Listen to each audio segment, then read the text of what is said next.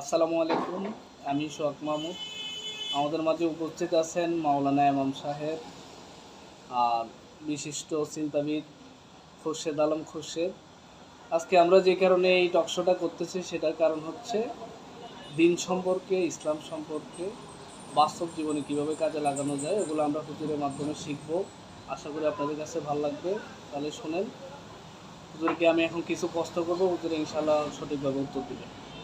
হুজুর, সঠিক পথে চলতে গেলে কি কি করণীয় আমাদের বাস্তব জীবনে?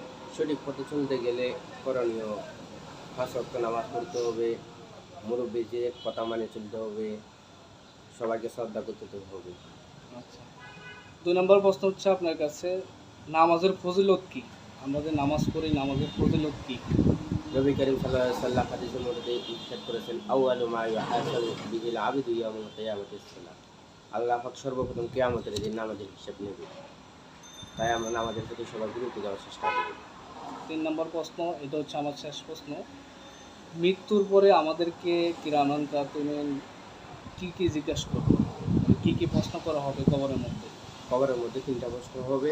প্রথম প্রশ্ন হবে মার রব্বুকা, তোমার রব কে? ওমান দীনুকা, তোমার দিন কি? ওমান নাবিয়্যুকা, তোমার নাবী কে? আশা করি আপনাদের কাছে ভালো লাগবে। ভবিষ্যতে যদি আরও ভিডিও পাইতে চান তাহলে আমাদের চ্যানেলটি সাবস্ক্রাইব করবেন, আমাদের সাথে থাকবেন। আপনারা সাপোর্ট করলে আমরা আশা পাবো, ভরসা পাবো।